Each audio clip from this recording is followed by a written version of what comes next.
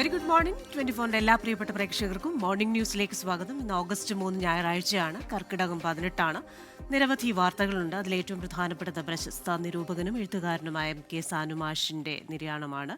ഇതടക്കമുള്ള വാർത്തകളുണ്ട്.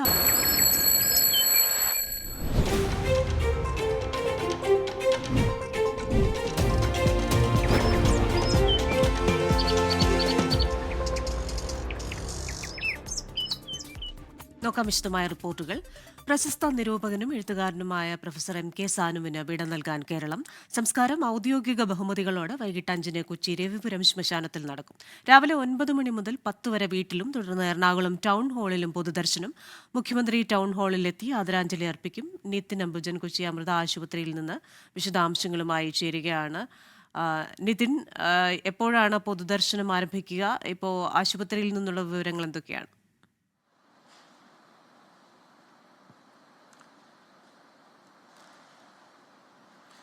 ക്രിസ്റ്റിന, മലയാള സാഹിത്യ തറവാട്ടിലെ കാരണവരാണ് ഇന്നലെ വൈകിട്ട് വിടവാങ്ങിയത്. ഇന്നലെ വൈകിട്ട് 5:35 കൊച്ചി അമൃത ആശുപത്രിയിൽ ചികിത്സയിലിരിക്കെ അദ്ദേഹത്തിന്റെ അന്ത്യം. അതിനുശേഷം അമൃത ആശുപത്രിയിൽ തന്നെ ഏതാണ്ട് 7 മുതൽ രാത്രി 9 മണി വരെ പൊതുദർശനം ഉണ്ടായിരുന്നു. ഞാനിപ്പോൾ നിൽക്കുന്നത് കൊച്ചി അമൃത ആശുപത്രിയിലാണ്. ഇവിടെയാണ് അദ്ദേഹത്തിന്റെ ഭൗതികദേഹം ഇപ്പോൾ സൂക്ഷിച്ചിരിക്കുന്നത്. രാവിലെ 8 മണിയോടുകൂടി തന്നെ അദ്ദേഹത്തിന്റെ കാരിക്കാമുറിയിലെ വീട്ടിലേക്ക് ഭൗതികദേഹം ഇവിടെ നിന്ന് കൊണ്ടുപോകും. 8 മണി മുതൽ 10 മണി വരെ അദ്ദേഹത്തിന്റെ വസതിയിൽ പൊതുദർശനമാകും ഉണ്ടാവുക. കാരിക്കാമുറിയിൽ വസതിയിലാകും പൊതുദർശനം. അതിനുശേഷം 10 മണി മുതൽ വൈകിട്ട് 4 മണി വരെ കൊച്ചി ടൗൺ ഹാളിൽ വെച്ചാണ് പൊതുദർശനം ഇപ്പോൾ തീരുമാനിച്ചിരിക്കുന്നത്. പിന്നീട് വൈകിട്ട് 5 മണിക്ക് രവിപുരത്തെ ശ്മശാനത്തിൽ സംസ്കാര ചടങ്ങ്. ഈ നിലയിലാണ് ഇപ്പോൾ സമയക്രമം ഇപ്പോൾ നിശ്ചയിച്ചിട്ടുള്ളത്.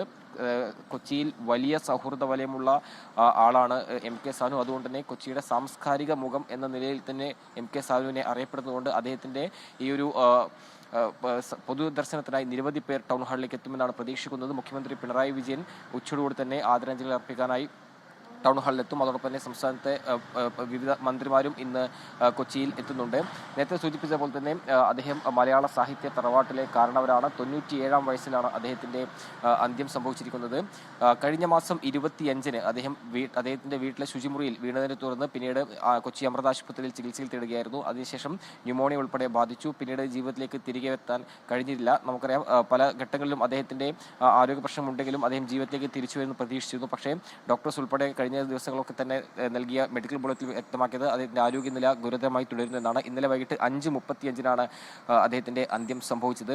കൊച്ചിയുടെ സാംസ്കാരിക മുഖമായിരുന്നു. വാർദ്ധക്യത്തിലും അദ്ദേഹം കൊച്ചിയുടെ സാംസ്കാരിക വേദികളിൽ എപ്പോഴും സജീവമായിരുന്നു. അദ്ദേഹത്തിന്റെ നിലപാടുകൾ പറയാനും അതോടൊപ്പം തന്നെ 97-ാം വയസ്സിലും അദ്ദേഹം രാഷ്ട്രീയ നിലപാട് പറഞ്ഞതിൽ ഒട്ടും മടി കാണിച്ചില്ല. അങ്ങനെ സാഹിത്യരംഗത്തും അതോടൊപ്പം കൊച്ചിയുടെ സാംസ്കാരിക രംഗത്തും നിറഞ്ഞ വ്യക്തിത്വം. മഹാരാജാസിലാണെങ്കിൽ വലിയ സൗഹൃദ വലയമുണ്ട്. അദ്ദേഹത്തിന്റെ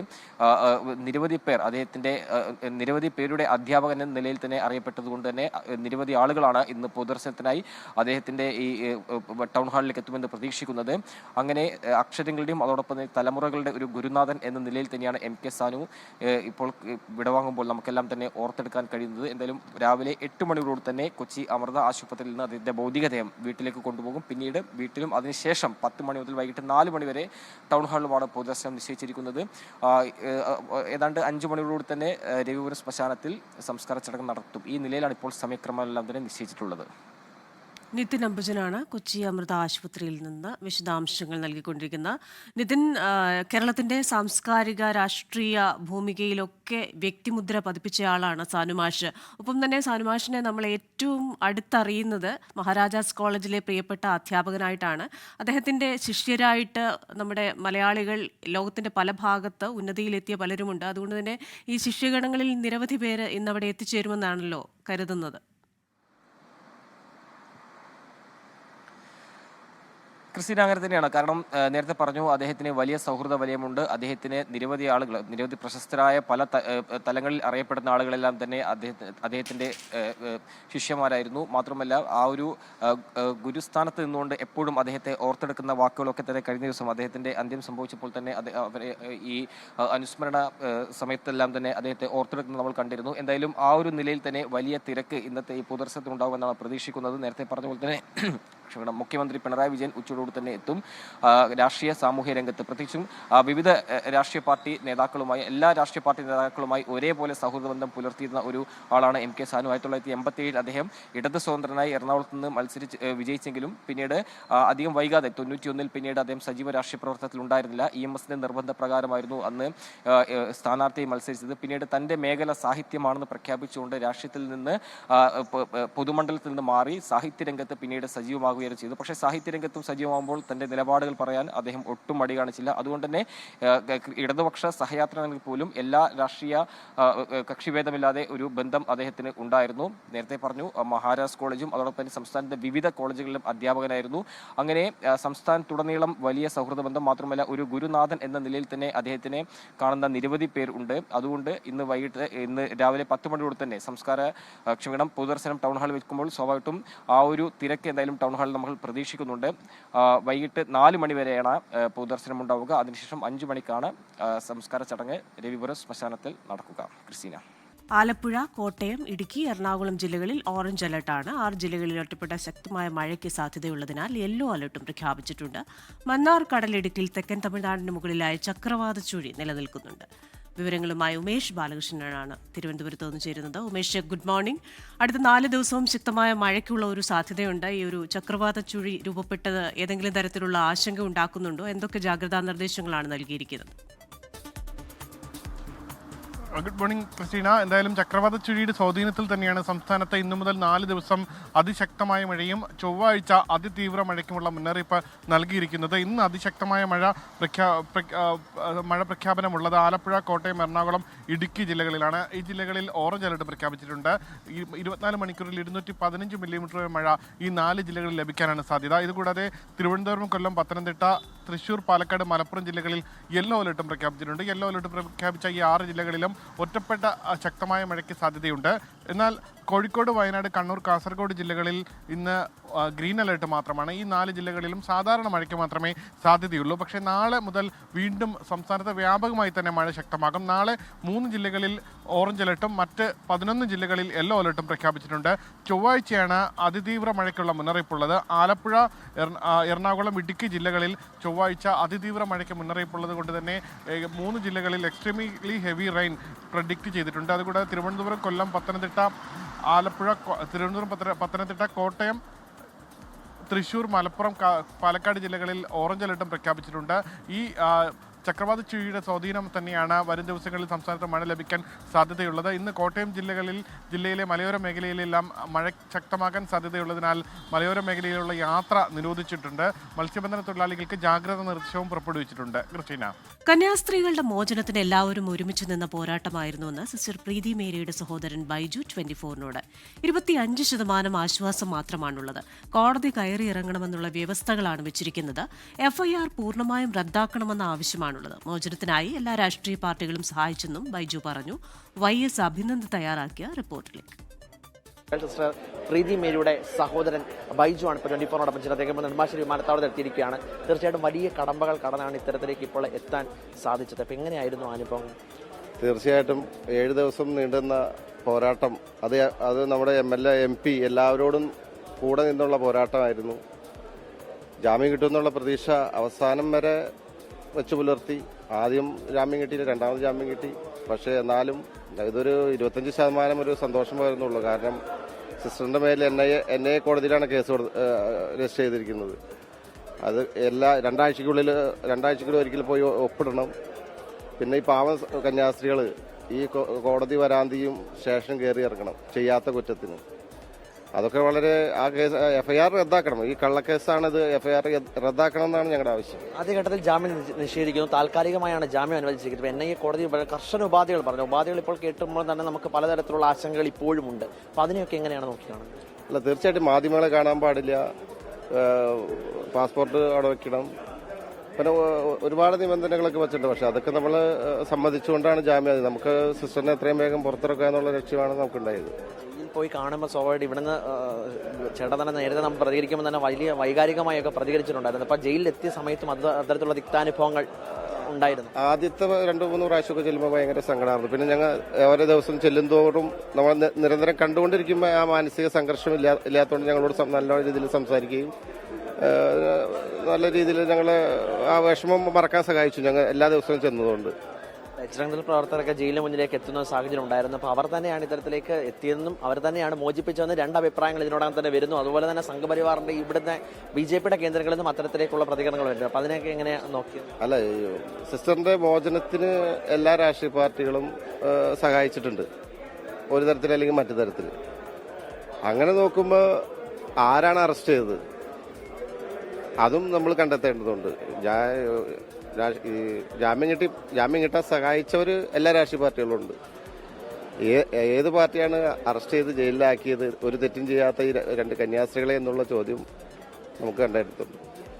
പെട്ടെന്ന് കടമകൾ പൂർത്തീകരിച്ച് വേഗത്തിലെത്താൻ കഴിയുമെന്ന പ്രതീക്ഷയുണ്ട്. തീർച്ചയായിട്ടും ഈ കോടതി കേസ് തള്ളിക്കളയുന്ന തന്നെ ഒരു പ്രതീക്ഷ. മന്ത്രി റോഷി അഗസ്റ്റിനോട് സംസാരിച്ചപ്പോഴും ഇത് പി രാജീവുമായിട്ട് സംസാരിച്ചവർ രണ്ടുപേരും പറയുന്നത് ശക്തമായ നടപടി സ്വീകരിക്കേണ്ടത് ഇനി കേസ് എഴുത്തള്ളണമെന്ന കാര്യത്തിലാണ്. ആ രീതിയിലുള്ള ഇടപെടൽ ആരംഭിച്ചു കഴിഞ്ഞിട്ടുണ്ടോ? അത് ആരംഭിച്ചുകൊണ്ടിരിക്കുന്നത്. ഇനിയിപ്പോൾ അടുത്ത നടപടി അതാണ്. ഓക്കെ, എന്തായാലും ബൈജു അത് തന്നെയാണ് വ്യക്തമാക്കുന്നത്. കൃത്യം ഇനി ഒരുപാട് കടമകളുണ്ട്, കടമകൾ പൂർത്തീകരിക്കാൻ കഴിയും. കേസ് തള്ളിക്കളയുന്നതുമായി ബന്ധപ്പെട്ടുള്ള നടപടികൾ ആരംഭിച്ചിട്ടുണ്ടെന്നും ബൈജു 24നോട് വ്യക്തമാക്കിയിരിക്കുകയാണ്. കൊച്ചിയിൽ നിന്ന് മാഹിൻ ജാഫറിനൊപ്പം YS അഭിനന്ദ്, 24. കന്യാസ്ത്രീകളുടെ അറസ്റ്റിൽ രാജ്യദ്രോഹ കുറ്റമെന്ന നിലയിലാണ് കാര്യങ്ങൾ അവതരിപ്പിച്ചിരിക്കുന്നതെന്ന് ചാണ്ടിയുമ്മൻ MLA.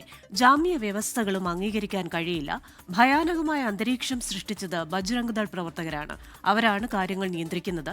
രാപ്പകലില്ലാതെ കൂടെ നിന്നത് റോജിയം ജോൺ MLA മാത്രമാണ്. സംഘപരിവാർ വേട്ടയാടലുകൾ വഴിയെ നടക്കട്ടെയെന്നും ചാണ്ടിയുമ്മൻ MLA 24നോട് പറഞ്ഞു.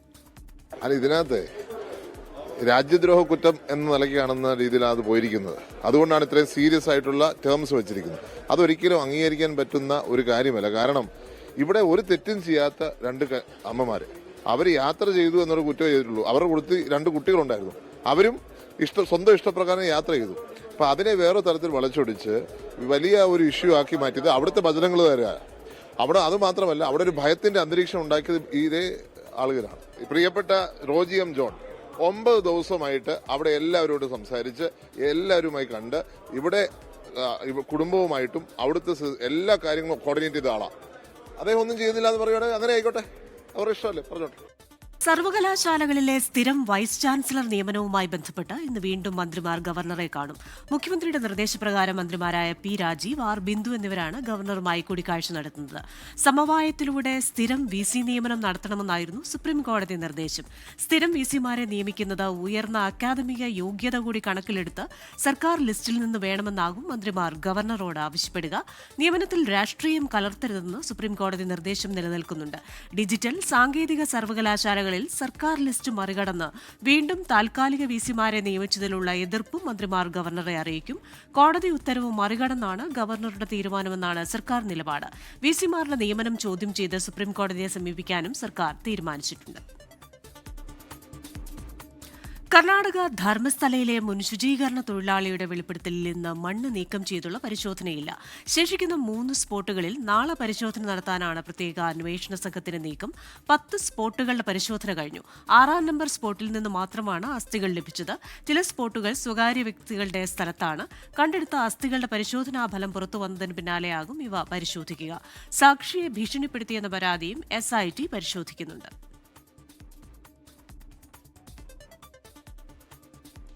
ആലപ്പുഴ ചേർത്തലയിലെ തിരോധാന കേസുകളിൽ അന്വേഷണം നിർണായക ഘട്ടത്തിൽ. അസ്ഥികൂട അവശിഷ്ടങ്ങൾ കത്തിക്കരിഞ്ഞ നിലയിൽ കണ്ടെത്തിയ ചേർത്തല പള്ളിപ്പുറത്തെ വീട്ടിൽ പ്രതി സെബാസ്റ്റ്യനുമായി ഇന്ന് തെളിവെടുപ്പ് നടക്കും. തലയോട്ടിയുടെ ഒരു ഭാഗവും കാലുകളുടെ അവശിഷ്ടങ്ങളും മാത്രമാണ് ഇതുവരെ കണ്ടെടുക്കാൻ സാധിച്ചത്.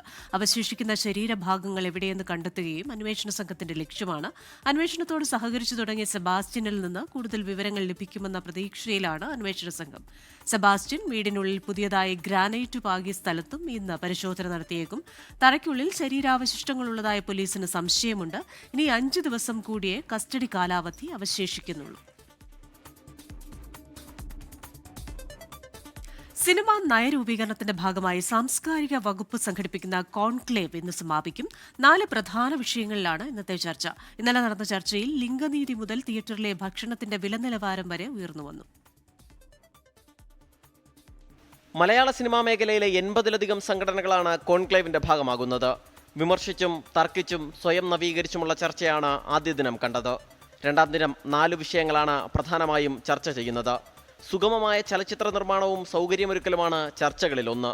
തന്ത്രപ്രധാനമായ നികുതി ഇളവുകളും നികുതി ഒഴിവാക്കലുകളും ഉൾപ്പെടെ ചർച്ചയുടെ ഭാഗമാവും. സിനിമാ മേഖലയുടെ അടിസ്ഥാന സൗകര്യ വികസനവും പൈതൃക ആർക്കൈവുകളുടെ വികസനവുമാണ് രണ്ടാമത്തെ ചർച്ച. പഴയ സിനിമകളെ സംരക്ഷിച്ചുകൊണ്ട് ആധുനിക സിനിമാ സൗകര്യങ്ങൾ നിർമ്മിക്കണമെന്ന വിഷയത്തിലൂന്നി ചർച്ച നടക്കും. Film tourism, soft economic power, ആഗോള വ്യാപകമായ നിർമ്മാണം എന്നിവയ്ക്കായി മലയാള സിനിമയെ ഉപയോഗപ്പെടുത്തുക എന്നുള്ളതാണ് മൂന്നാമത്തെ ചർച്ച. ചലച്ചിത്ര വിദ്യാഭ്യാസവും സാമൂഹ്യ പങ്കാളിത്തവും എന്ന വിഷയത്തിലാണ് നാലാമത്തെ ചർച്ച. ചർച്ചകളിലെ നിർദ്ദേശങ്ങൾ വൈകുന്നേരം നടക്കുന്ന പ്ലീനറി സെഷനിൽ വിശകലനം ചെയ്യും. ഇന്നലെയും ഇന്നുമായി നടക്കുന്ന കോൺക്ലേവിൽ ഉയർന്നുവന്ന മുഴുവൻ നിർദ്ദേശങ്ങളും പരിഗണിച്ചാവും സിനിമാ നയം രൂപീകരിക്കുക. 24 തിരുവനന്തപുരം. കോഴിക്കോട് താമരശ്ശേരിയിൽ സ്വകാര്യ ബസ് യാത്രക്കാരും കാർ യാത്രികരും തമ്മിൽ സംഘർഷം. കാറിൽ ബസ് ഇടിച്ചതിനെ തുടർന്നാണ് സംഘർഷമുണ്ടായത്. ഗോകുൽ കെ വേണുഗോപാലാണ് കോഴിക്കോട് നിന്ന് വിശദാംശങ്ങളുമായി ചേരുന്നത്. Gokul, good morning. എപ്പോഴായിരുന്നു ഈ സംഭവം? എന്തായിരുന്നു ഈ സംഭവത്തിന് കാരണമായത്? ഇന്നലെ വൈകിട്ട് 8 മണിയോട് കൂടിയിട്ടായിരുന്നു ഒരു സംഘർഷം ഉണ്ടായത്. താമരശ്ശേരി ഒരു സ്വകാര്യ ബസ്സും കാർ യാത്രികരും തമ്മിലായിരുന്നു സംഘർഷം ഉണ്ടായിരുന്നത്. കുന്നമംഗലം IIM-ന് സമീപത്ത് വെച്ചിട്ടായിരുന്നു അപകടം നടന്നിട്ടുണ്ടായിരുന്നത്. IIM-ന് സമീപത്ത് വെച്ചിട്ട് ഈ കാറിന് സമീപത്തോടി ബസ് മുന്നോട്ടേക്ക് എടുക്കുമ്പോൾ കാറിൽ ബസ് ഉരച്ചു എന്നാരോപിച്ചായിരുന്നു സംഘർഷം ഉണ്ടായിരുന്നത്. അവിടെ ഉണ്ടായിരുന്ന ട്രാഫിക് പോലീസുകാർ കാർ യാത്രികരോടും ബസ് ജീവനക്കാരോടും ബസ് സൈഡ് ചേർത്ത് നിർത്താൻ പറഞ്ഞിരുന്നെങ്കിലും ബസ് നിർത്താതെ അവർ പോവുകയായിരുന്നു. പിന്നീട് ഈ കാറിൽ യാത്ര ചെയ്യുകയായിരുന്ന ആളുകളുടെ സുഹൃത്തുക്കളെ വിവരമറിയിച്ചതിനെ തുടർന്ന് കൂരാട് എന്ന് പറയുന്ന സ്ഥലത്ത് വെച്ച് ബസ്സിനെ തടഞ്ഞു. പിന്നീടാണ് കാർ യാത്രികരും ബസ് ജീവനക്കാരും തമ്മിൽ സംഘർഷമുണ്ടായത്. സംഘർഷത്തിൽ 6 പേർക്ക് പരിക്കേറ്റു. ആ സമയമാകുമ്പോഴേക്കും കാർ യാത്രികരുടെ സുഹൃത്തുക്കളും ബസ് ജീവനക്കാരുടെ മറ്റ് സ്വകാര്യ ബസ് ജീവനക്കാർ ഉൾപ്പെടെയുള്ള ആളുകൾ അവിടെ എത്തുകയുണ്ടായിരുന്നു. പിന്നീടാണ് സംഘർഷം അല്പം വലുതായത്.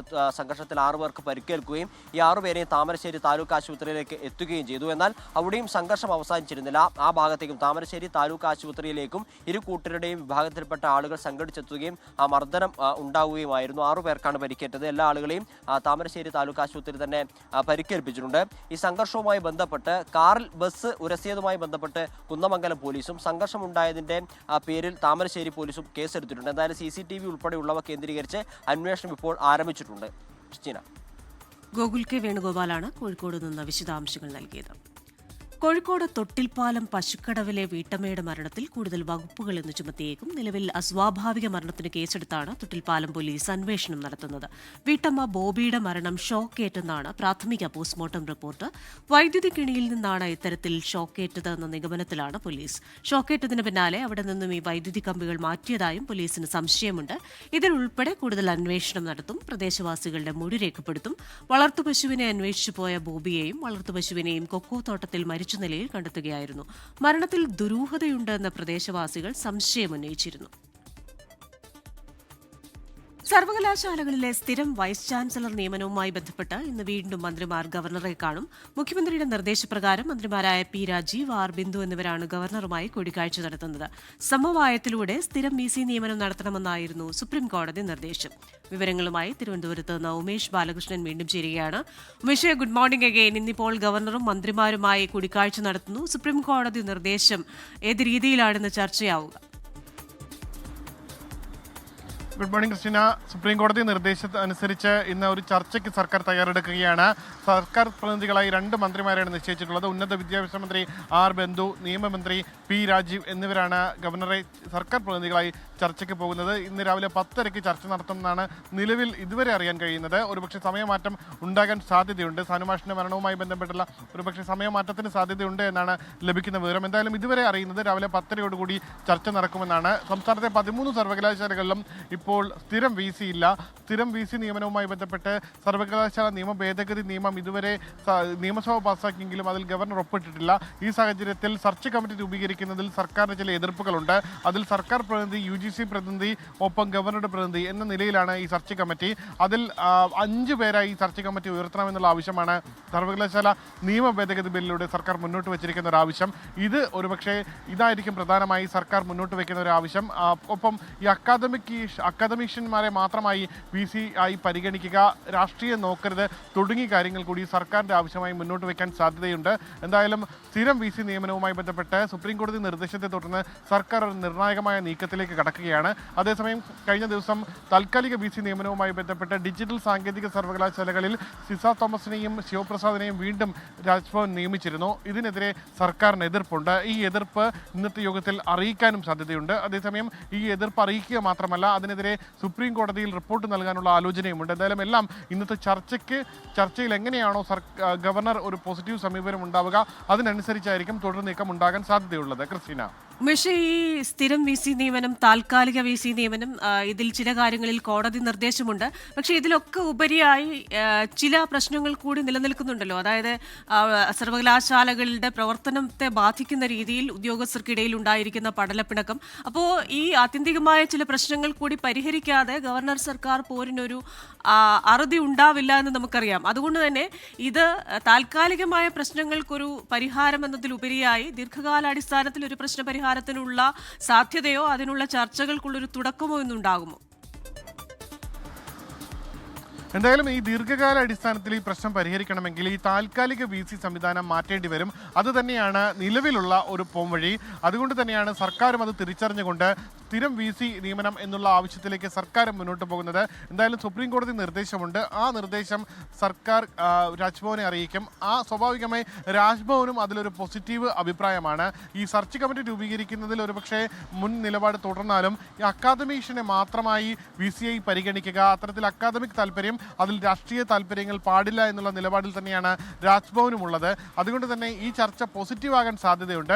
പക്ഷേ ഈ ഡിജിറ്റൽ സാങ്കേതിക സർവകലാശാലകളിലെ താൽക്കാലിക VC നിയമനത്തിൽ സർക്കാരിന് ഒരിക്കലും താല്പര്യമില്ലാത്ത 2 VCമാരെ ഹൈക്കോടതി വിധിയും സുപ്രീം കോടതി വിധിയിലെ നിർദ്ദേശങ്ങളും മറികടന്നുകൊണ്ട് രാജ്ഭവൻ നിയമിച്ചത്, അതിൽ സർക്കാരിന് കടുത്ത എതിർപ്പുണ്ട്. ഈ കടുത്ത എതിർപ്പ് അറിയിക്കുകയാണെങ്കിൽ അതിൽ രാജ്ഭവൻ എന്ത് നിലപാട് സ്വീകരിക്കും എന്നുള്ളതാണ് അറിയേണ്ടത്. നേരത്തെ തന്നെ ഈ 2 നിയമനവുമായി ബന്ധപ്പെട്ട് നിയമനം റദ്ദാക്കണം, നിയമനം നിയമപരമല്ല എന്ന് കാണിച്ച മുഖ്യമന്ത്രി രണ്ടാമത്തെ ഒരു കത്തും രാജ്ഭവൻ അയച്ചിരുന്നു. ആ കത്തിൽ എന്ത് നിലപാടെടുക്കും എന്നുള്ള കാര്യവും ഇന്നത്തെ ചർച്ചയ്ക്ക് ശേഷമായിരിക്കും ഉണ്ടാവുക. കേരള സർവകലാശാലയിലെ വിഷയം മറ്റൊന്ന് തന്നെയാണ്. കേരള സർവകലാശാലയിൽ രജിസ്ട്രാർ താൽക്കാലിക VC പോര് അത് രൂക്ഷമായി തുടരുന്നു. കഴിഞ്ഞ ദിവസമാണ് രജിസ്ട്രാറുടെ നിർദ്ദേശം, ഇടത് സിൻഡിക്കേറ്റ് അംഗങ്ങളുടെ നിർദ്ദേശത്തെ തുടർന്ന് രജിസ്ട്രാർ KS അനിൽകുമാർ ഈ പോലീസിൽ പരാതി നൽകിയത്. അതുകൂടാതെ മിനി കാപ്പൻ ഇടത് സിൻഡിക്കേറ്റ് അംഗങ്ങൾക്കെതിരെയും പോലീസിൽ പരാതി നൽകിയിരുന്നു. സർവകലാശാലയ്ക്ക് അകത്തുണ്ടായിരുന്ന തർക്കം ഇപ്പോൾ പോലീസ് സ്റ്റേഷൻ കയറുന്ന നിലയിലേക്ക് വരെ ഈ കേരള സർവകലാശാലയിലെ ഭരണപ്രതിസന്ധി മാറിയിട്ടുണ്ട്. അത് പ്രത്യേകം തന്നെ ചർച്ച ചെയ്ത് തീരുമാനം എടുക്കേണ്ടി വരും. എന്തായാലും ഇതിനെല്ലാം ആത്യന്തികമായ ഒരു പരിഹാരം കാണണമെങ്കിൽ അത് സ്വാഭാവികമായി സ്ഥിരം VC വരുന്നതോടുകൂടി ആ പ്രശ്നങ്ങൾക്ക് പരിഹാരം കാണാൻ കഴിയുമെന്ന് തന്നെയാണ് സർക്കാരും കരുതുന്നത്. ക്രിസ്റ്റീന, ശരി. തിരുവനന്തപുരത്ത് നിന്ന് വിശദാംശങ്ങൾ നൽകുകയായിരുന്നു ഉമേഷ് ബാലകൃഷ്ണൻ. റാപ്പർ വേടൻ പ്രതിയായ ബലാത്സംഗ കേസിൽ രഹസ്യമൊഴിയുടെ പകർപ്പ് പോലീസ് ആവശ്യപ്പെട്ടു. എറണാകുളം മജിസ്ട്രേറ്റ് കോടതിയിലാണ് അപേക്ഷ നൽകിയത്. മൊഴിപ്പകർപ്പ് ലഭിച്ച ശേഷം വിശദമായ അന്വേഷണത്തിലേക്ക് കടക്കും. പരാതിയിൽ പറഞ്ഞിട്ടുള്ള എല്ലാവരുടെയും മൊഴി രേഖപ്പെടുത്തും. കഴിഞ്ഞ ദിവസം വേടന്റെ തൃശൂരുള്ള വീട്ടിൽ നിന്ന് ഒരു മൊബൈൽ ഫോൺ കസ്റ്റഡിയിലെടുത്തിരുന്നു. ഫോറൻസിക് പരിശോധനയ്ക്ക് വേണ്ടി ഫോൺ കൈമാറിയിട്ടുണ്ട്. CPI മലപ്പുറം ജില്ലാ സമ്മേളനത്തിന് ഇന്ന് തുടക്കം. ഇന്നു മുതൽ 5 വരെ പരപ്പനങ്ങാടിയിലാണ് സമ്മേളനം. 237 പ്രതിനിധികൾ സമ്മേളനത്തിൽ പങ്കെടുക്കും. ഇന്ന് വൈകിട്ട് നടക്കുന്ന പൊതുസമ്മേളനം മന്ത്രി കെ രാജൻ ഉദ്ഘാടനം ചെയ്യും. 5-നാണ് പ്രതിനിധി സമ്മേളനവും പൊതുചർച്ചയും. ജില്ലാ സെക്രട്ടറിയായി PK കൃഷ്ണദാസ് തന്നെ തുടരാനാണ് സാധ്യത. ഇടുക്കിയിൽ എടുക്കാത്ത ലോണിന്റെ പേരിൽ ജപ്തി ഭീഷണി നേരിടുകയാണ് നിർധനരായ 2 വീട്ടമ്മമാർ. ഇവരുടെ രേഖകൾ ഉപയോഗിച്ച് JLG ഗ്രൂപ്പിന്റെ പേരിൽ മറ്റൊരാൾ 4 ലക്ഷം രൂപയുടെ ലോൺ തട്ടിയെടുത്ത് വിനിയോഗിച്ചുവെന്നാണ് പരാതി. ചേലച്ചുവട് സ്വദേശികളായ അനിതയും കുഞ്ഞുഞ്ഞമ്മയുമാണ് ചതിയിൽപ്പെട്ടത്. 2018 ജില്ലാ ബാങ്കിൽ നിന്നും JLG ഗ്രൂപ്പ് വഴി വായ്പ എടുത്ത് നൽകാമെന്ന് വാഗ്ദാനം ചെയ്ത് ചേലച്ചുവട് സ്വദേശി സിൽവി അനിതയെയും കുഞ്ഞുഞ്ഞമ്മയെയും സമീപിച്ചിരുന്നു. ഇതിനാവശ്യമായ രേഖകളും വാങ്ങി മറ്റ് 2 അംഗങ്ങളെയും കൂടി ഉൾപ്പെടുത്തി ലോണും സിൽവി തരപ്പെടുത്തിയെടുത്തു. എന്നാൽ വായ്പ കിട്ടിയില്ലെന്നും ഇനി കാനറ ബാങ്കിൽ നിന്നും എടുക്കാമെന്നും വിശ്വസിപ്പിച്ചു. തുടർന്ന് കഞ്ഞിക്കുഴിയിൽ വെച്ച് അക്കൗണ്ട് തുടങ്ങാനുള്ള ഫോമിൽ ഒപ്പുവെപ്പിച്ചു. പലതവണ ചോദിച്ചപ്പോഴും വായ്പ കിട്ടിയില്ലെന്ന് പിന്നെയും മറുപടി. കഴിഞ്ഞയിടെ ജപ്തി നോട്ടീസ് വന്നപ്പോഴാണ് കാനറ ബാങ്കിന്റെ തൊടുപുഴ ശാഖയിൽ നിന്നും വായ്പ അനുവദിച്ചതും തിരിച്ചടവ് മുടങ്ങിയതും ഇവർ അറിഞ്ഞത്. വ്യാജ ഗ്രൂപ്പ് ഫോട്ടോയാണ് വായ്പയ്ക്കായി ഹാജരാക്കിയത്. ഇപ്പൊ ആത്മഹത്യ ചെയ്യുവോ അതോ രക്ഷയുള്ളൂ? കാരണം നമുക്ക് ഈ പൈസ മേടിക്കാത്ത സ്ഥിതിക്ക് നമ്മളിങ്ങനെ കേസുമായിട്ട് മുന്നോട്ട് പോകും. ഓരോ മാസം വിളിക്കുമ്പോഴും വണ്ടിക്കൂലി പോലും ഉണ്ടാക്കിക്കൊണ്ട് പോകാൻ നമുക്ക് നിവൃത്തിയില്ല. ഈ പൈസ ഒരു നയാ പൈസ കിട്ടി ഞങ്ങൾക്ക് അറിയില്ല. പിന്നെ 5 വർഷം കഴിഞ്ഞ് ഇപ്പം കളക്ടർ അയച്ചതാണെന്ന് പറഞ്ഞുകൊണ്ട് വില്ലേജ് ഓഫീസിൽ ഞങ്ങൾക്ക് ഒരു ജപ്തി നോട്ടീസ് വന്നു. അപ്പോഴാണ് ഞങ്ങൾ ഇതിനെക്കുറിച്ച് അറിയുന്നത്. ഞങ്ങൾ 5 പൈസ മേടിച്ചിട്ടില്ല, ഈ പൈസ കിട്ടി ഞങ്ങൾ അറിഞ്ഞിട്ടില്ല. തൊടുപുഴ കാനറ ബാങ്ക് എവിടെയാണെന്ന് ഞങ്ങൾക്ക് 2 പേർക്കും അറിയത്തില്ല. ഞങ്ങൾ അവിടെ പോയിട്ട് പോലുമില്ല. തട്ടിപ്പ് മനസ്സിലായതോടെ സിൽവിയെ സമീപിച്ചെങ്കിലും യാതൊരു പ്രതികരണവും ഉണ്ടായില്ല. ചതി പെട്ടുപോയി. ഞങ്ങള് ഒരു പൈസ പോലും തന്നിട്ടില്ല. ഒരു പൈസയെങ്കിലും തന്നെങ്കിൽ വേണ്ടില്ലായിരുന്നു. എനിക്കൊണ്ട് അടയ്ക്കാൻ നിവൃത്തിയില്ല. ഞാൻ എന്റെ വീട് ഉരുൾ പൊട്ടിപ്പോയി. മുൻവശവും പുറകുവശവും എല്ലാം ഉരുൾ പൊട്ടി കിടക്കുന്ന. അവിടുന്ന് ഇപ്പൊ വാടക ഈ വീട്ടിൽ താമസിക്കുന്നത്. ഈ വാടക കൊടുക്കാൻ പോലും നിവൃത്തിയില്ല. വാടകക്കാരാണെങ്കിൽ ഞങ്ങളുടെ അവസ്ഥ കണ്ടിട്ട് അവർ പോലും ചോദിക്കുന്നില്ല. ഇതിനി പൈസ അടയ്ക്കാൻ പറഞ്ഞ ആത്മഹത്യ അല്ലാതെ വേറൊന്നും നിവൃത്തിയില്ല. സംസ്ഥാന പോലീസ് മേധാവിക്ക് ഉൾപ്പെടെ സംഭവത്തിൽ ഇരുവരും പരാതി നൽകിയിട്ടുണ്ട്. 24 ഇടുക്കി. പത്തനംതിട്ടയിൽ ഭർത്താവിന്റെ കുത്തേറ്റ് ചികിത്സയിലായിരുന്ന ഭാര്യ മരിച്ചു. പുല്ലാട് ആലുന്തറ അഞ്ചാനിക്കൽ വീട്ടിൽ ശ്യാമ ആണ് മരിച്ചത്. വിവരങ്ങളുമായി സുജിത് സുരേന്ദ്രനാണ് പത്തനംതിട്ടയിൽ നിന്ന് ചേരുന്നത്. സുജിത്തെ, ഗുഡ് മോർണിംഗ്. ഭർത്താവ് ഒളിവിലാണ്, ഇയാൾക്ക് വേണ്ടിയുള്ള അന്വേഷണവും നടക്കുന്നുവെന്ന് മനസ്സിലാക്കുന്നു. എപ്പോഴായിരുന്നു ശ്യാമയുടെ മരണം? മറ്റു വിവരങ്ങൾ? അതെ ക്രിസ്റ്റീന, ഇന്നലെ രാത്രിയിലാണ് കുടുംബ വഴക്കിനിടെ ശ്യാമ എന്ന ശാരിമോളെയും അതുപോലെ ഭാര്യയുടെ പിതാവിനെയും പിതാവിന്റെ സഹോദരിയെയും ഈ അജി കുത്തി പരിക്കേൽപ്പിച്ചത്. 3 പേരെയും കോട്ടയം മെഡിക്കൽ കോളേജ് ആശുപത്രിയിൽ പ്രവേശിപ്പിച്ചിരുന്നു. ചില ഗുരുതരമായ ശ്യാമ പുലർച്ചയോടെ മരിക്കുകയായിരുന്നു.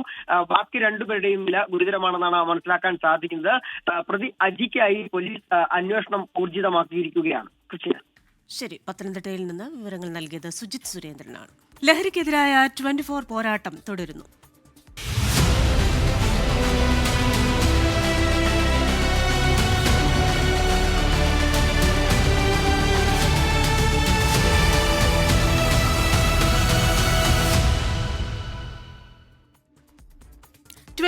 ചീഫ് എഡിറ്ററും ഫ്ലവേഴ്സ് മാനേജിംഗ് ഡയറക്ടറുമായ ആർ ശ്രീകണ്ഠൻ നായർ മാധ്യമ ജീവിതത്തിൽ 40 വർഷം തികച്ചത് SKN40യിലൂടെയാണ് 24 അടയാളപ്പെടുത്തിയത്. SKN40യുടെ ഭാഗമായി ആർ ശ്രീകണ്ഠൻ നായർ നയിച്ച അരുത് അക്രമം അരുത് ലഹരി കേരള യാത്ര വൻ വിജയമായിരുന്നു. യാത്രയിൽ കണ്ടെത്തിയ വിവരങ്ങൾ ക്രോഡീകരിച്ച് മുഖ്യമന്ത്രിക്ക് സമർപ്പിച്ച റിപ്പോർട്ടിൽ അടിയന്തര പ്രാധാന്യത്തോടെ സർക്കാർ നടപടികൾ സ്വീകരിച്ചു. ജ്യോതിർഗമയ എന്ന പേരിലാണ് SKN40 2ാം ഘട്ടത്തിന് തുടക്കമാകുന്നത്.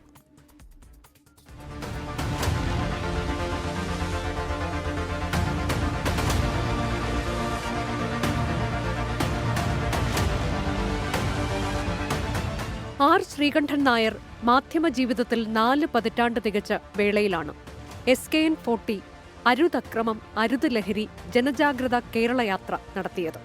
മാർച്ച് 16 തിരുവനന്തപുരത്ത് നിന്ന് ആരംഭിച്ച യാത്ര 14 ജില്ലകളും പിന്നിട്ട് ഏപ്രിൽ 20 കോഴിക്കോട് ബീച്ചിൽ ജനലക്ഷങ്ങളുടെ സാന്നിധ്യത്തിലാണ് സമാപിച്ചത്. യാത്രയ്ക്ക് കേരളത്തിലുടനീളം വലിയ ജനപിന്തുണ ലഭിച്ചു.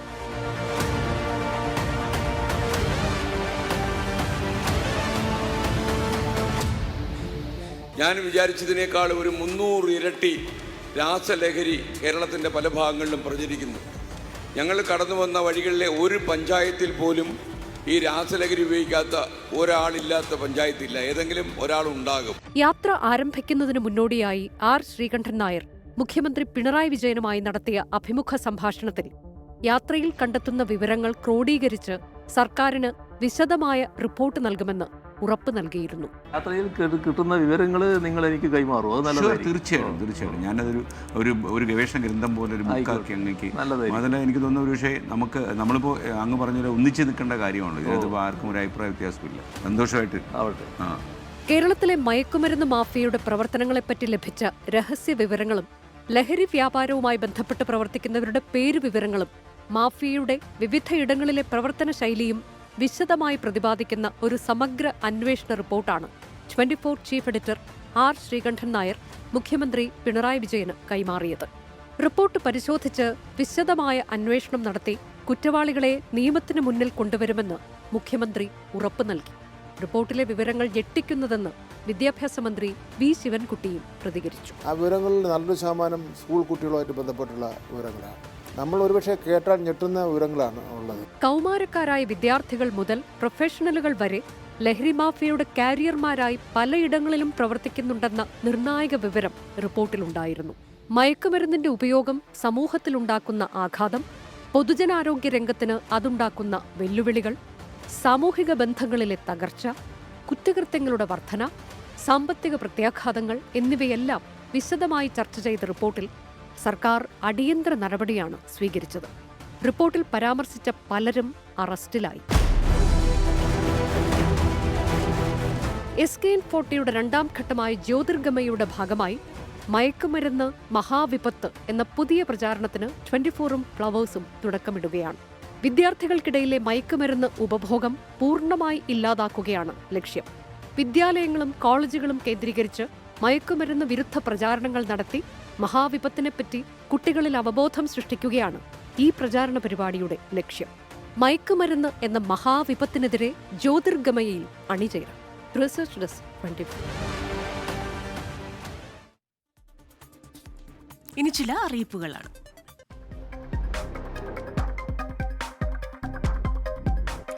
കൊല്ലം റോഡ് സുരക്ഷാ അവലോകന യോഗം ഇന്ന്. യോഗം നടക്കുക അഡീഷണൽ ജില്ലാ മജിസ്ട്രേറ്റിന്റെ ചേംബറിൽ. യോഗം ഇന്ന് രാവിലെ 11 മണിക്ക്. കൊല്ലം പെരുമൺ എഞ്ചിനീയറിംഗ് കോളേജിൽ മെക്കാനിക്കൽ എഞ്ചിനീയറിംഗ് വിഭാഗത്തിലേക്ക് അധ്യാപക ഒഴിവ്. അഭിമുഖം ഈ മാസം 6 രാവിലെ 10 മണിക്ക്. പത്തനംതിട്ട ജില്ലയിലെ നാഷണൽ ആയുഷ് മിഷൻ ജില്ലാ പ്രോഗ്രാം മാനേജ്മെന്റ് യൂണിറ്റിലേക്ക് കരാർ അടിസ്ഥാനത്തിൽ വിവിധ തസ്തികകളിലേക്ക് അപേക്ഷ ക്ഷണിച്ചു. തെറാപ്പിസ്റ്റ്, മൾട്ടിപർപ്പസ് വർക്കർ എന്നീ തസ്തികകളിലേക്കാണ് അപേക്ഷ ക്ഷണിച്ചിരിക്കുന്നത്. ഹരിപ്പാട് കാർത്തികപ്പള്ളി താലൂക്ക് വികസന സമിതി യോഗം ഇന്ന്. യോഗം നടക്കുക ഹരിപ്പാട് റവന്യൂ ടവർ കോൺഫറൻസ് ഹാളിൽ.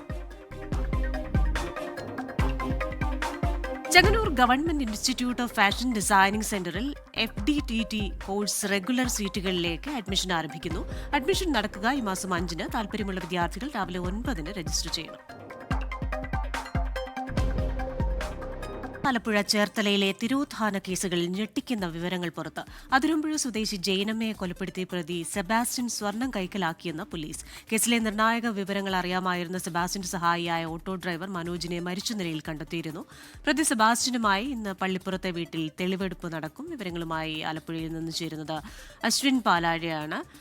Ashwin, good morning. ഞെട്ടിപ്പിക്കുന്ന പല വിവരങ്ങളും പുറത്തു വന്നിട്ടുണ്ട്. ഇനി തെളിവെടുപ്പ് നടക്കേണ്ടിയിരിക്കുന്നു. ഒപ്പം തന്നെ മറ്റ് ചിലരുടെ തിരോധാനവുമായി ബന്ധപ്പെട്ടുള്ള അന്വേഷണങ്ങളും പുരോഗമിക്കുന്നുണ്ടല്ലോ.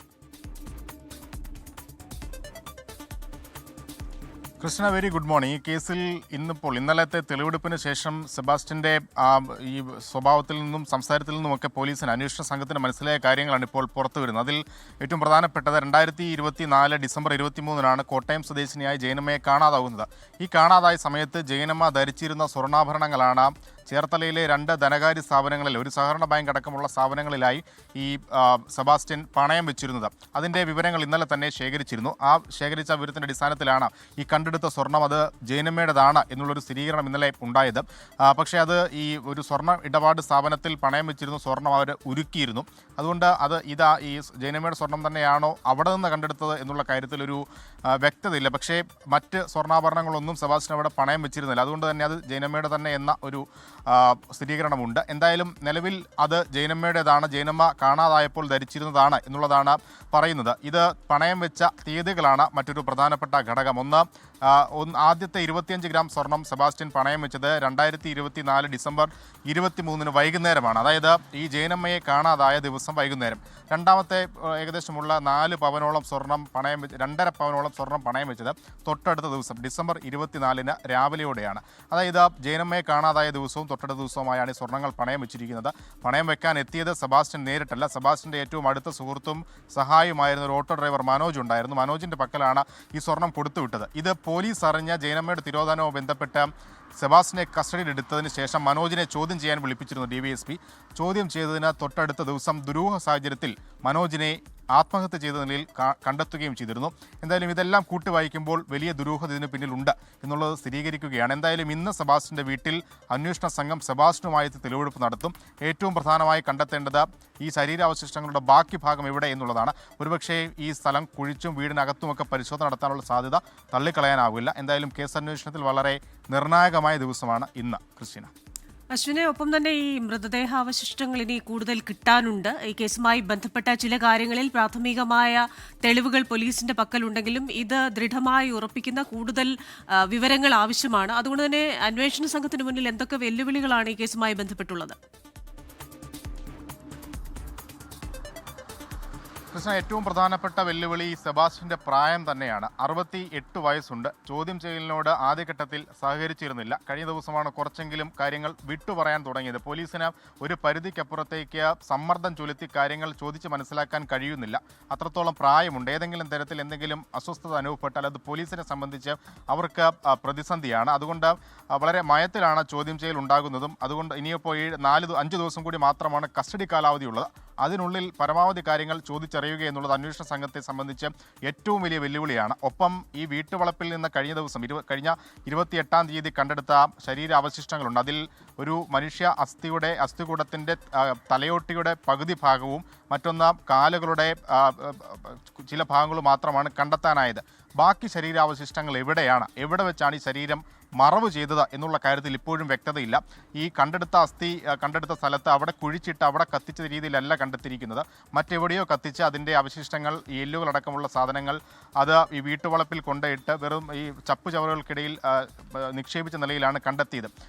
ഏറ്റവും പ്രധാനമായി കണ്ടെത്തേണ്ടത് എവിടെ വെച്ചാണ് ഈ കൊലപാതകം നടത്തിയത്, എവിടെയാണ് ഈ ശരീരം കത്തിക്കാൻ എടുത്ത സ്ഥലം എവിടെയാണ്, ഇതൊക്കെ ഇനിയും കണ്ടെത്താനുണ്ട്. സെബാസ്റ്റ്യന്റെ സ്വീകരണ മുറിയിൽ നിന്ന് രക്തക്കറ കണ്ടെത്തിയിരുന്നത് മനുഷ്യൻ്റേതാണ് എന്ന് സ്ഥിരീകരിക്കുകയും ചെയ്തു. ആരുടേതാണ് എന്നുള്ള ഫലം ഇനി വരാനുണ്ട്. ഒപ്പം കണ്ടെത്തിയ അസ്ഥി അതാരുടേതാണ് എന്നുള്ളതിന്റെ DNA പരിശോധന ഫലം അടുത്ത ബുധനാഴ്ചയോടുകൂടി ലഭിക്കുകയും ചെയ്യും. റാപ്പർ വേടൻ പ്രതിയായ ബലാത്സംഗ കേസിൽ രഹസ്യമൊഴിയുടെ പകർപ്പ് പോലീസ് ആവശ്യപ്പെട്ടു. എറണാകുളം മജിസ്ട്രേറ്റ് കോടതിയിലാണ് അപേക്ഷ നൽകിയിരിക്കുന്നത്. മൊഴി പകർപ്പ് ലഭിച്ച ശേഷം വിശദമായ അന്വേഷണത്തിലേക്ക് കടക്കും. വിവരങ്ങളുമായി കൊച്ചിയിൽ നിന്ന് നിതിൻ അംബുജനാണ് ചേരുന്നത്. Nithin, good morning. ഈ രഹസ്യമൊഴിയുടെ പകർപ്പ് ഇപ്പോൾ പോലീസ് ആവശ്യപ്പെട്ടിട്ടുണ്ട്. ഒപ്പം തന്നെ കഴിഞ്ഞ ദിവസം വേടന്റെ വീട്ടിൽ നടത്തിയ പരിശോധനയിൽ ഒരു മൊബൈൽ ഫോൺ പിടിച്ചെടുത്തിട്ടുണ്ട്. അപ്പോൾ ഈ കേസിന്റെ വഴിയിൽ എന്തൊക്കെ പുരോഗതിയാണ് ഇപ്പോൾ ഉണ്ടായിരിക്കുന്നത്? ഇനി പോലീസിന്റെ നീക്കം എന്താണ്? ക്രിസ്റ്റീന, അന്വേഷണം ഇപ്പോൾ തുടരുമെന്നാണ് സിറ്റി പോലീസ് കമ്മീഷണർ അടക്കം തന്നെ കഴിഞ്ഞ ദിവസം വ്യക്തമാക്കിയത്. മാത്രമല്ല, നേരത്തെ സൂചിപ്പിച്ച പോലെ തന്നെ ഇപ്പോൾ രഹസ്യമൊഴിയുടെ പകർപ്പ് അത് ലഭിക്കാനായി ഇപ്പോൾ അപേക്ഷ നൽകിയിട്ടുണ്ട്. എറണാകുളം മജിസ്ട്രേറ്റ് കോടതിയിലാണ് അപേക്ഷ നൽകിയിരിക്കുന്നത്. മൊഴിപ്പകർപ്പ് ലഭിച്ച ശേഷമാകും ഒരു തുടർ നടപടി നിലയിൽ അന്വേഷണം വേഗത്തിലാക്കുക.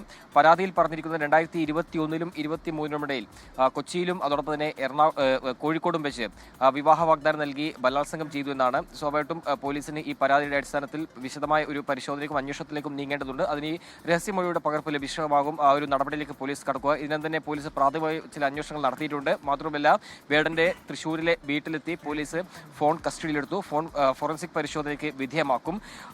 അതോടൊപ്പം തന്നെ ഈ യുവതിയുമായി വേടന് സാമ്പത്തിക ഇടപാടുണ്ടെന്ന് പോലീസ് സ്ഥിരീകരിക്കുന്നുണ്ട്. അതിന്റെ രേഖകളടക്കമുള്ള പരാതിയാണ് പോലീസിനെ കൈമാറിയത്. സ്വാഭാവികമായിട്ടും അത്തരം കാര്യങ്ങളൊക്കെ തന്നെ ബാങ്ക് വിശദാംശങ്ങളൊക്കെ തന്നെ പോലീസ് ഇതിനകം തന്നെ ശേഖരിച്ചു വരികയാണ്. എന്തായാലും ഒരു ശക്തമായ ഒരു അന്വേഷണമായി മുന്നോട്ട് പോകുമെന്നാണ് പോലീസ് വ്യക്തമാക്കുന്നത്. ഇൻഫോ പാർക്ക് SHOയ്ക്കാണ് അന്വേഷണ ചുമതല. തൃക്കാക്കര ACയുടെ മേൽനോട്ടത്തിലാണ് ഇപ്പോൾ അന്വേഷണം പുരോഗമിക്കുന്നത്. 2021-നും 2023-നും ഇടയിൽ ഏതാണ്ട് 6 തവണകളായി വിവാഹ വാഗ്ദാനം നൽകി ബലാത്സംഗം ചെയ്തു എന്നാണ് പരാതി. അതിനുശേഷം 23 ശേഷം പിന്നീട് വിവാഹ വാഗ്ദാനത്തിൽ നിന്നും വേടൻ പിന്മാറി. പിന്നീട് താൻ വലിയ കടുത്ത മാനസിക സമ്മർദ്ദത്തിലൂടെ കടന്നു പോകുന്ന ഒരു സാഹചര്യമാണ് ഉണ്ടായത്. ഇതിനിടയിൽ പിന്നീടാണ് വേടൻ ഇതുമായി ബന്ധപ്പെട്ട് വേടനെതിരെ പരാതി ഉയർന്നത്. എന്തായാലും ഈ പരാതിക്ക് പിന്നിൽ വലിയ ഗൂഢാലോചനയുണ്ടെന്ന വാദമാണ് മുൻകൂർ ജാമ്യ ഹർജിയിൽ വേടൻ ഉന്നയിച്ചിരിക്കുന്നത്. ഈ മാസം 18-ന് വേടന്റെ മുൻകൂർ ജാമ്യ ഹർജി പരിഗണിക്കും. എന്തായാലും പോലീസ് അതിനിടയിൽ തന്നെ ഒരു വിശദമായ അന്വേഷണത്തിലേക്ക് പോകുന്നുണ്ട്. തൃശ്ശൂരിലെ വീട്ടിലെത്തി പോലീസ് ഫോൺ കസ്റ്റഡി എടുത്തു. അതിനുശേഷമുള്ള അന്വേഷണമായി മുന്നോട്ട് പോകുമെന്നാണ് പോലീസ് ഈ ഘട്ടത്തിൽ വ്യക്തമാക്കുന്നത്. എന്തായാലും ഈ പരാതിയിൽ ചില സുഹൃത്തുക്കളുടെ അടക്കം പേരുകൾ പരാമർശിച്ചിട്ടുണ്ട്. ഈ സുഹൃത്തുക്കളുടെ എല്ലാം തന്നെ മൊഴി എടുക്കുമെന്നാണ് പോലീസ് വ്യക്തമാക്കുന്നത്. വൈകാതെ നോട്ടീസ് നൽകാനാണ് പോലീസിന്റെ നീക്കം. വേടനെതിരായ ബലാത്സംഗ പരാതിയിൽ അന്വേഷണം തുടരുകയാണ് പോലീസ്. കൊച്ചിയിൽ നിന്ന് വിവരങ്ങൾ നൽകിയത് നിതിൻ അംബുജനാണ്. കർണാടക ധർമ്മസ്ഥലയിലെ മുൻ ശുചീകരണ തൊഴിലാളിയുടെ വെളിപ്പെടുത്തലിൽ ഇന്ന് മണ്ണ് നീക്കം ചെയ്തുള്ള പരിശോധനയില്ല. ശേഷിക്കുന്ന 3 സ്പോട്ടുകളിൽ നാളെ പരിശോധന നടത്താനാണ് പ്രത്യേക അന്വേഷണ സംഘത്തിന്റെ നീക്കം. 10 സ്പോട്ടുകളുടെ പരിശോധന കഴിഞ്ഞു. 6-ാം നമ്പർ സ്പോട്ടിൽ നിന്ന് മാത്രമാണ് അസ്ഥികൾ ലഭിച്ചത്. വിവരങ്ങളുമായി ധർമ്മസ്ഥലയിൽ നിന്ന് മുഹമ്മദ് റഹീസാണ് ചേരുന്നത്. Rahees, good morning. ഇപ്പോൾ ഈ പരിശോധന നടക്കുന്നില്ലല്ലോ, എന്താണ് ഈ പരിശോധന ഇന്നത്തേക്ക് നിർത്തിവെക്കാൻ കാരണം? നാളെ പരിശോധന നടക്കുക എവിടെയൊക്കെയാണ്? Morning Christina. തുടർച്ചയായി 5 ദിവസത്തെ പരിശോധന കഴിഞ്ഞിട്ടുണ്ട്. മാത്രമല്ല 10 സ്പോട്ടുകളിലെ പരിശോധന ഇതുവരെ നടത്താനും കഴിഞ്ഞിട്ടുണ്ട്. പ്രത്യേകിച്ച് ഇന്ന് ഞായറാഴ്ച കൂടിയാണ്. ഇതിന്റെയൊക്കെ അടിസ്ഥാനത്തിലാണ് പരിശോധന ഇന്നത്തേക്ക് മാറ്റിവെച്ചതെന്നാണ് അന്വേഷണ സംഘത്തിൽ നിന്ന് ലഭിക്കുന്ന വിവരം. മാത്രമല്ല ഇനി പരിശോധന അവസാന ഘട്ടത്തിലേക്ക് കടക്കുകയാണ്. 3 സ്പോട്ടുകൾ മാത്രമാണ് പരിശോധിക്കാനുള്ളത്. അപ്പോൾ അത് നാളെയും മറ്റന്നാളുമായിട്ട് നടത്തും. അല്ലെങ്കിൽ നാളെ അസ്ഥികൾ ലഭിക്കുകയാണ് എന്നുണ്ടെങ്കിൽ ആ സ്പോട്ടിൽ മാത്രമായിരിക്കും പരിശോധന. അത് കഴിഞ്ഞിട്ട് പിന്നീട് മറ്റു സ്പോട്ടിലേക്ക് മാറാനാണ് നീക്കം. അല്ല എന്നുണ്ടെങ്കിൽ നാളെയും മറ്റന്നാളും ഒക്കെയായി ആദ്യഘട്ടത്തിലുള്ള ഈ സ്പോട്ട് മാർക്ക് ചെയ്തിട്ടുള്ള സ്ഥലങ്ങളൊക്കെയും പരിശോധിച്ച് തീർക്കാനാണ് അന്വേഷണ സംഘത്തിന്റെ തീരുമാനം. അപ്പോൾ അങ്ങനെയാണ് എങ്കിൽ അത് പൂർത്തിയാക്കിയതിനു ശേഷം പിന്നീട് 6ാം സ്പോട്ടിൽ നിന്ന് ലഭിച്ച അസ്ഥികളുടെ ഒക്കെയും ഒരു ഫോറൻസിക് പരിശോധനാ ഫലം പുറത്തു വന്നതിന് ശേഷമാകും പിന്നീട് പരിശോധന എപ്പോഴാണ്, അല്ലെങ്കിൽ ഇനിയും മാർക്ക് ചെയ്യാൻ ഒരുപാട് സ്ഥലങ്ങളുണ്ട്, അതൊക്കെയും എപ്പോഴാകുമെന്ന് പിന്നീടാകും SIT തീരുമാനിക്കുക. ഇതിനിടയിൽ ഈ അന്വേഷണ ഉദ്യോഗസ്ഥനെതിരെ ഉയർന്ന ഒരു പരാതിയുണ്ട്. ആ പരാതിയിലും ഇപ്പോൾ കാര്യമായിട്ടുള്ള ഒരു അന്വേഷണമാണ് SIT നടത്തുന്നത്. ആ ഉദ്യോഗസ്ഥരിൽ നിന്ന് ഒരുപക്ഷെ വിശദീകരണം തരാൻ സാധ്യതയുണ്ട് എന്നും പറയപ്പെടുന്നുണ്ട്. അങ്ങനെയാണ് എന്നുണ്ടെങ്കിൽ അതും ഒരു വലിയ വിവാദമായി ഉയർന്നു വരും.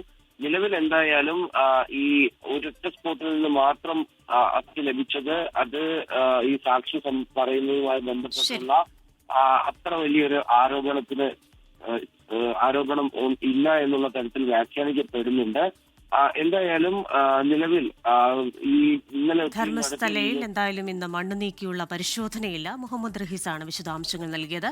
ഈ കുറ്റകൃത്യങ്ങൾ നടന്നുവെന്ന് പറയുന്ന കാലഘട്ടം, ഒപ്പം തന്നെ പിന്നീട് സംഭവിച്ച പ്രകൃതി ദുരന്തങ്ങൾ, ഇതൊക്കെ അന്വേഷണ സംഘത്തിന് മുന്നിലെ വെല്ലുവിളികളാണ്. ഒഡീഷയിൽ അക്രമികൾ തീ കൊളുത്തിയ 15കാരി മരിച്ചു. ഡൽഹി എയിംസിൽ ചികിത്സയിലിരിക്കെയാണ് മരിച്ചത്. അക്രമികളെ ഇതുവരെയും പിടികൂടാനായിട്ടില്ല. ബൽറാം നെടുങ്ങാടിയാണ് ഡൽഹിയിൽ നിന്ന് വിശദാംശങ്ങളുമായി ചേരുന്നത്. Balram, good morning. ഏറെ വേദനിപ്പിക്കുന്ന ഒരു വാർത്തയാണ് രാവിലെ തന്നെ വരുന്നത്. ഡൽഹി എയിംസിൽ ചികിത്സയിലിരിക്കെ ഈ പെൺകുട്ടി മരിക്കുന്നു. ഒഡീഷ സർക്കാർ നിലവിൽ തന്നെ നിരവധി പ്രശ്നങ്ങൾ നേരിടുന്ന ഒരു സമയം കൂടിയാണല്ലോ ഇത്.